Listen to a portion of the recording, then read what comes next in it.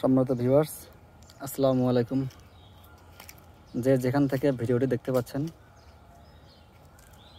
সবাইকে অনেক ধন্যবাদ।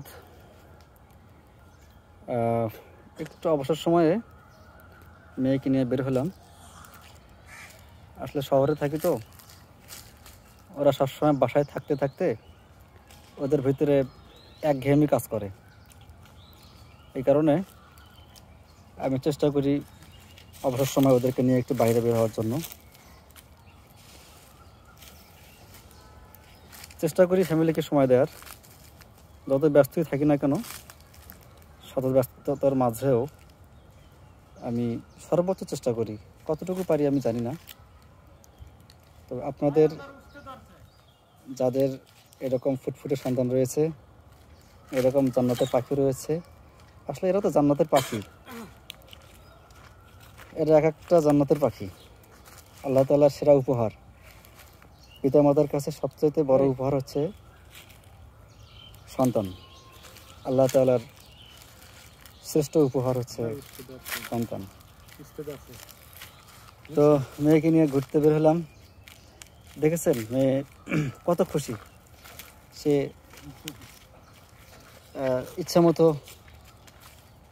খেলছে, ওর যা মন চায় সেটা করছে। আসলে বাচ্চারা ওদেরকে স্বাধীন মতো করতে দেওয়া উচিত কিছু, তাহলে ওদের মনটা ভালো থাকে, ওদের মনটা ফ্রেশ থাকে। এই বয়সে ওদেরকে ভালো কিছু করতে দেওয়া উচিত।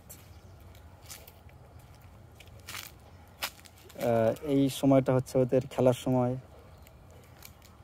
এই সময়টা হচ্ছে ওদের অল্প করে পড়ার সময়, বেশি করে পড়ার সময় না, তাই না মা? ওটা ফুল? কি ফুল এটা? বলো, এটা ঘাস ফুল। ঘাস ফুল? হ্যাঁ।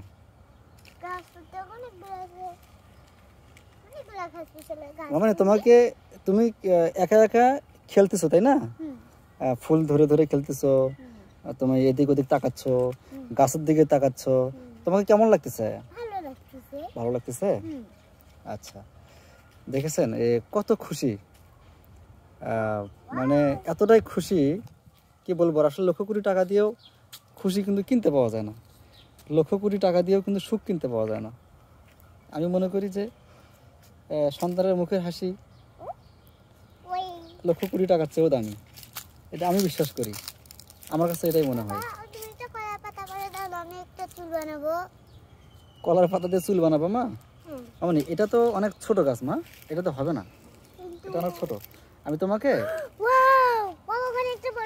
হ্যাঁ ঠিক আছে, আমি বড় গাছের পাতা তোমাকে ছেড়ে দেবো, তখন তুমি চুল বানাবো, তাই তো? ওকে ওকে, হ্যাঁ। তারপরে এখানে একটু চুল ফেলে দিয়ে এরকম করে বাঁধিব, তারপর আমার কত সুন্দর চুল দেখাবে। তাই নাকি? আচ্ছা আচ্ছা। ঘাস ফুল আমার খুব ভালো লাগে। ঘাস ফুল আমি নালা ঘাস ফুল অনেক নিয়েছিলাম, ছোটবেলায় নিয়েছিলাম, মুখে দিয়েছিলাম মাটি।